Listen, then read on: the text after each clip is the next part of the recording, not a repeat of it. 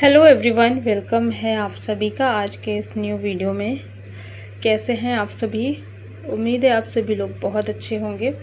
और ये व्लॉग कल का जहाँ पर ख़त्म हुआ था उसके बाद से ही शुरू किया है। तो ये वेडनेसडे का व्लॉग है और यहाँ पर इस वक्त अभी सुबह के 11 बजे हुए थे और मेरा ना यहाँ पे लंच बन रहा है, मतलब 11 बजे तक अभी मैं पूरा लंच वगैरह का काम ख़त्म कर लेती हूँ, क्योंकि ना सुबह से काफ़ी सारा काम हो जाता है।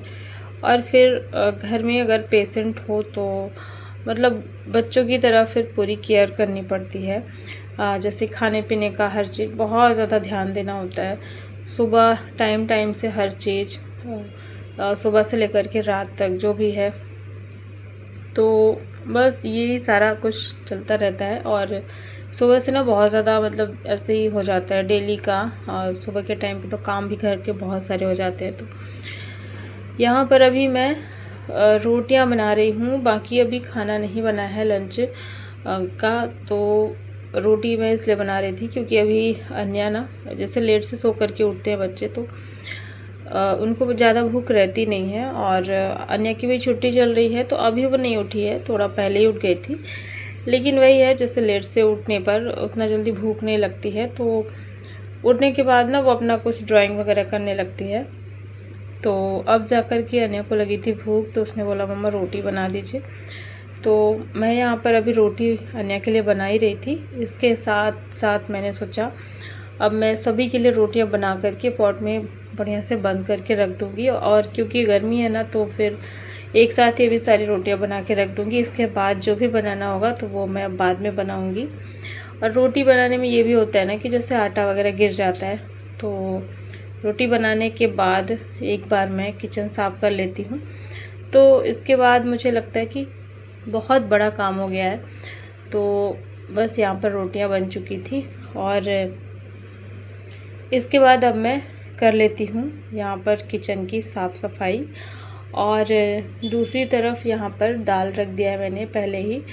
दाल चावल मैं साथ में ही रख देती हूँ, मतलब पकने के लिए नहीं, जैसे दाल में धो करके और फिर उसमें पानी डाल करके जैसे हम पकाने के लिए रखते हैं ना, तो बिल्कुल वैसे ही मैं कुकर में डाल के रख देती हूँ, हल्दी नमक डाल करके। और उसको फिर आधे घंटे के लिए मैं ऐसे ही छोड़ देती हूँ। मतलब दाल जो है ना पानी में अच्छे से फूल जाती है और फिर आधे घंटे के बाद उसको पकने के लिए रखती हूँ। और चावल भी ऐसे ही मैं पहले से ही धो करके रख देती हूँ, तो चावल भी बढ़िया से फूल जाते हैं। फिर उसको मतलब बाद में पकाते हैं ना, तो बढ़िया से बनते हैं, थोड़ी मुलायम से बनते हैं चावल। तो यहाँ पर ये सारा कुछ चल रहा था और एक तरफ अभी दूध भी बॉईल होने के लिए रखना था। तो जैसे नाश्ते का काम होता है ना, उसके बाद तुरंत से ये सारा फिर मैं शुरू कर देती हूँ।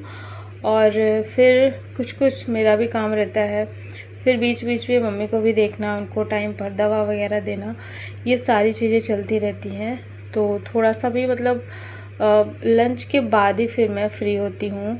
सुबह से लेकर के 12 बजे तक या फिर कभी 1-2 बज जाते हैं, तो इतने टाइम तक तो बिल्कुल भी मतलब सांस लेने की फुर्सत नहीं रहती है। और कल वाले ब्लॉग में कमेंट आया था कि आपकी सासू माँ को क्या हुआ था।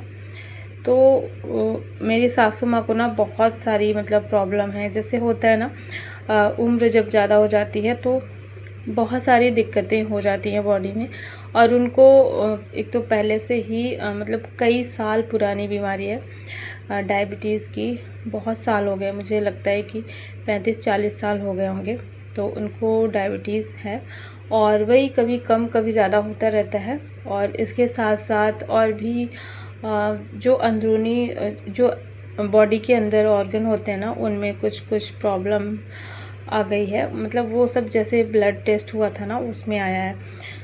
तो उसमें भी मैं बहुत ज़्यादा डिटेल में नहीं बताऊंगी, बस यही बताना चाह रही हूँ कि जैसे उम्र बढ़ती है तो उसके बाद ऐसे ऑर्गन्स में कुछ कुछ प्रॉब्लम हो जाती है। तो उन्हीं में से ऐसे कुछ दिक्कत है। और एक तो बीपी का प्रॉब्लम है, जैसे कि ब्लड प्रेशर ना बहुत ज़्यादा हाई हो गया था। और ये चीज़ें मतलब ब्लड प्रेशर वगैरह पहले से नहीं था, पहले से सिर्फ़ और सिर्फ डायबिटीज़ की प्रॉब्लम थी।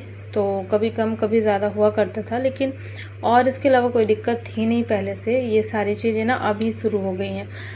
और पिछले साल मतलब 1 साल पहले, जैसे पिछले साल जब हम लोग गए थे महाकुंभ में, उस टाइम पे भी मम्मी बहुत ज़्यादा सीरियस हो गई थी।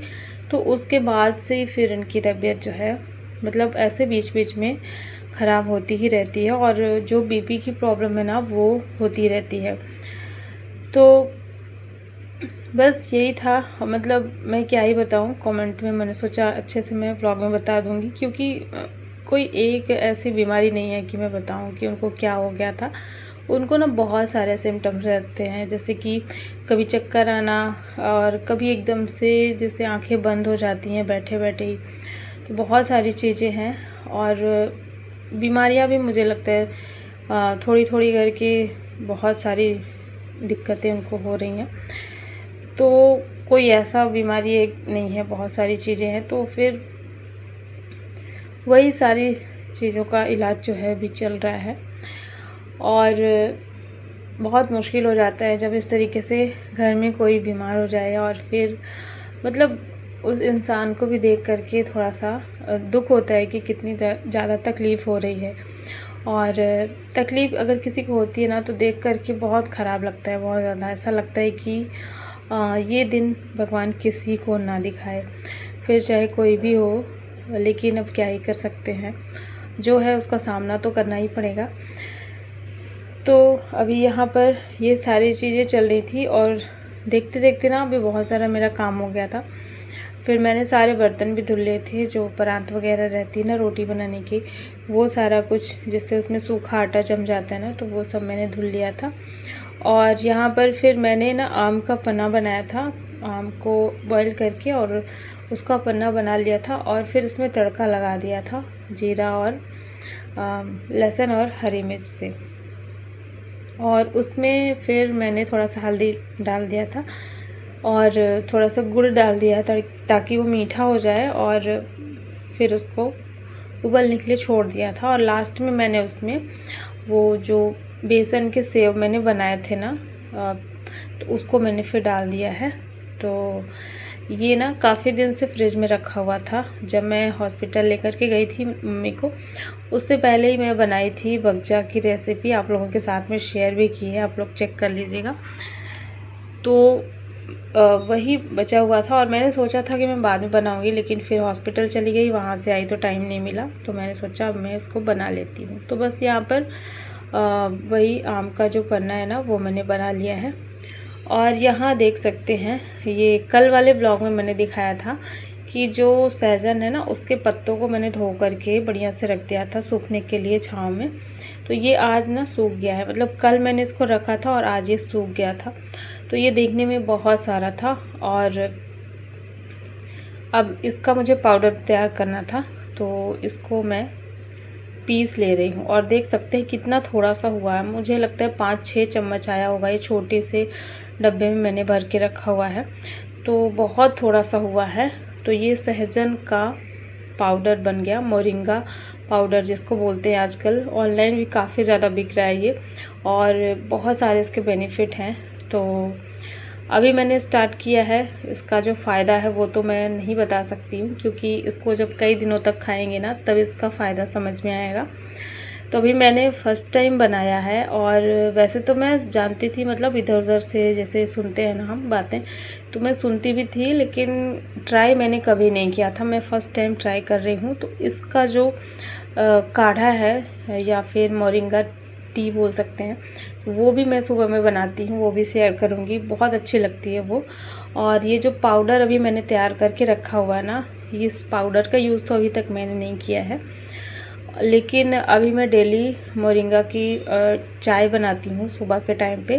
तो कल के ब्लॉग में शेयर करूँगी तो किस तरीके से बनाते हैं। सुबह सुबह सो खाली पेट खाना चाहिए। और जैसे कि ये जो पाउडर मैंने बनाया है ना, इसको आप गर्म पानी में थोड़ा सा 1/4 चम्मच डाल करके मिक्स करके, और फिर इसको पीना होता है। तो पाउडर को इस तरीके से पीते हैं गर्म पानी में डाल करके, और इसकी जो चाय बनती है ना, वो भी बहुत अच्छी लगती है। तो बस यहाँ पर अभी मैंने पाउडर बना के रख दिया था, तो ये काम अभी मेरा हो गया है और अभी मैं बनाऊंगी ढेर सारा भी पत्ते वगैरह तोड़ करके। इसके बाद यहाँ मैं आ गई थी किचन साफ़ करने के लिए, क्योंकि इसके लिए कमेंट आया था कि आप थोड़ा सा ना यहाँ पे ये सारी चीज़ें सही कर लीजिए, क्योंकि आपका जो किचन है ना बहुत भरा भरा दिखता है। काफ़ी सारा मतलब यहाँ पे सामान रखा हुआ है, जहाँ पर मटकी रखी हुई है तो मटकी के जगह पे ना बहुत सारी चीज़ें रखी हैं और बर्तनों का भी ढेर इतना ज़्यादा लग जाता है ना कि देखने में थोड़ा भरा हुआ लगता ही है। तो मैंने सोचा अभी थोड़ा सा टाइम है, और ये जो वीडियो क्लिप देख रहे हैं ना ये अगले दिन की है, मतलब बहुत थोड़ा थोड़ा करके ही वीडियो इस टाइम पे शूट हो पाता है। तो ये अगले दिन का वीडियो है। तो यहाँ पर वही दोपहर का ही टाइम था, लंच का काम हो गया था, थोड़ा सा बस कुछ बचा हुआ था बनाने के लिए। मैंने सोचा थोड़ा फटाफट से ये साफ़ सफाई मैं कर लेती हूँ, और मेरे मन में कल से ही चल रहा था कि मैं इसको साफ़ करूँ, यहाँ से हटा दूँ, क्योंकि जब कोई बोल देता है ना तो थोड़ा सा लगता है कि फिर अब मैं ये काम जल्दी ही कर लूँ। तो यहाँ पर सबसे पहले तो मैंने मटके के पीछे की जो टाइल्स वगैरह थी उसको मैंने साफ़ किया है कपड़े से, थोड़ा सा जैसे चिपचिपा सा हो जाता है ना, उसको मैंने साफ़ किया। और जो इंडक्शन है उसको मैंने साइड में खिसकाया, और जो स्टैंड था जिस पे मैं ऑयल और बहुत सारी चीज़ें उस पर रखती हूँ ना, तो ये स्टैंड को मैं इधर लेकर के आई हूँ, वहाँ से मैंने हटा दिया है। और इंडक्शन को थोड़ा सा और खिसका दिया है, और जो गैस चूल्हा है उसको भी थोड़ा सा, तो इधर साइड में स्पेस काफ़ी ज़्यादा बच गया है जिधर अभी मैं काम कर रही हूँ। तो ये वाला जो स्टैंड है ना ये काफ़ी अच्छा है, और मैं ना इसको डरते डरते ली थी, क्योंकि यहाँ पर देख सकते हैं जो ऊपर रैक बनी हुई है ना, उसकी वजह से यहाँ पर इसमें जो ऑयल कंटेनर है ना तो उसको रखने में थोड़ी प्रॉब्लम होती है। तो मुझे पसंद बहुत था, लेकिन मैं डरते डरते ही ली थी, लेकिन जिसका डर था वही हो गया। मतलब मैं जिस चीज़ से डर रही थी कि यहाँ पर नहीं आएगा, तो बड़ी मुश्किल से आता है, मतलब थोड़ा टाइम लग जाता है ऑयल कंटेनर को निकालने में। तो है काफ़ी अच्छा, आप लोग अगर लेना चाहते हैं तो देख लीजिएगा, मैं इसको टैग कर दूँगी। काफ़ी अच्छा है, इसकी क्वालिटी भी बहुत अच्छी है, तो मैं टैग कर दूँगी और आप देख लीजिएगा। यहाँ पे जो ऑयल के कंटेनर है ना ये मैंने रख दिए हैं, और किसी तरीके से मतलब इधर तो थोड़ा सा मुश्किल हो रहा था, क्योंकि इधर की जो ये जो इधर का रैक है ना ये नीचे की साइड है, और जिधर पहले रखा हुआ था वो थोड़ा सा ऊपर में है, तो वहाँ पर थोड़ा सही था, थोड़ा जल्दी होता था, लेकिन इधर में एकदम से फिट हो गया है। तो बस अभी देखते हैं, अब फिर आदत हो जाएगी निकालने की रखने की। तो देखिए अभी इसका मैंने ना पेपर वगैरह चेंज कर दिया है, क्योंकि थोड़ा बहुत ऑयल गिर जाता है, तो मैंने इसमें पेपर लगा दिया है, और अच्छे से मैंने इसको पहले पोंछ दिया था और फिर रख दिया है। यहाँ पे सारी चीज़ें मैंने सेट कर दी हैं, आप देख सकते हैं। और मनी प्लांट मेरा रखा हुआ है, जो कि ज़्यादा बढ़ता भी नहीं है, इसका मैं पानी चेंज कर देती हूँ, लेकिन ये देखने में ना अच्छा लगता है, इस वजह से मैंने रखा हुआ है इसको। और हाँ, मटके के लिए था कि मटका आप वहाँ पर रख दीजिए जहाँ पर ये स्टैंड पहले रखा हुआ था। तो वहाँ पर ना रैक के नीचे में बहुत ज़्यादा जैसे हम सब्ज़ी वगैरह बनाते हैं, गैस जब जलता है ना तो सबसे ज़्यादा जो गर्माहट है ना रैक के नीचे ही जाती है। तो इसलिए मैं मटके को वहाँ पे नहीं रख रही हूँ, मैं मटके को वहीं पर रख रही हूँ जहाँ पर पहले से ये रखा हुआ था। खुले में मटका अगर रहता है ना तो पानी भी ठंडा होता है, अगर किसी गर्म जगह में कोने में रखा रहेगा तो पानी ठंडा नहीं होता। तो इसीलिए मटके को मैंने नहीं हटाया है, वो जहाँ पे रखा था वहीं पे मैंने रखा हुआ है। बाकी अभी थोड़ा सा अच्छा लग रहा होगा देखने में, देख करके बताइएगा ज़रूर कि मेरा किचन कैसा लग रहा है। थोड़ा सा भी अगर कोई बदलाव होता है ना तो अच्छा लगता है। और सच बताऊं, आज ना सच में बहुत यहाँ पर स्पेसियस लग रहा है, ऐसा लग रहा है बहुत ज़्यादा जगह हो गई है। तो बस यहाँ पर अभी मैंने वही चेंज किया, और बाकी सारा काम मेरा हो गया था। बस यहाँ पर मुझे बनाना था आम की चटनी। तो आज मैं कच्चे आम की चटनी फ़र्स्ट टाइम बना रही हूँ, मतलब इस सीज़न की। वैसे मेरे घर में ना ज़्यादा खट्टापन किसी को पसंद नहीं है, तो मैं बहुत कम ही बनाती हूँ। बच्चे तो बिल्कुल भी नहीं खाते, और कच्चा आम तो बिल्कुल भी नहीं खाते हैं। तो आज मेरा मन था तो मैंने सोचा मैं बना ही लेती हूँ। और घर पे ना काफ़ी सारा पुदीना भी लगा हुआ था, तो अगर उसको नहीं तोड़ती ना तो वो भी ख़राब सा हो जाता, धूप लगती है तो। इसलिए मैंने सोचा आज मैं इसकी चटनी बना लेती हूँ। तो यहाँ पे मैंने ढेर सारा पुदीना तोड़ के रखा हुआ था और इसमें थोड़ा सा हरी मिर्च ऐड किया है, थोड़ा सा काली मिर्च का पाउडर डाल दिया है, थोड़ा सा भुना हुआ जीरा का पाउडर डाल दिया है और कच्चे आम इस तरीके से छोटे पीस में काट के डाल दिए हैं और इसमें काला नमक डाल दिया, बस इतना ही डाला है।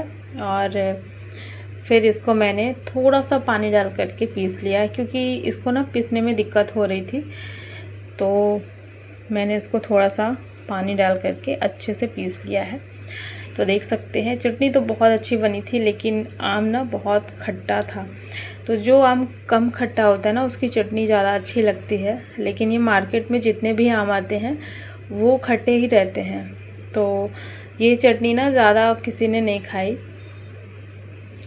थोड़ा सा मतलब बच गया था।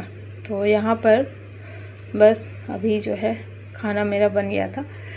तो मैंने सिंपल सा खाना बनाया है और चावल दाल, दलिया तो बनता ही बनता है। दलिया मुझे भी वैसे पसंद है तो मैं भी खाती हूँ और मम्मी के लिए भी बनता है लंच के टाइम पे दलिया। और मम्मी को ना रोटी चावल ये सारी चीज़ें अभी नहीं दे रहे हैं एकदम से, क्योंकि जब थोड़ा सा वो ठीक हो जाएंगी ना तो फिर थोड़ा थोड़ा करके फिर से शुरू कर देंगे।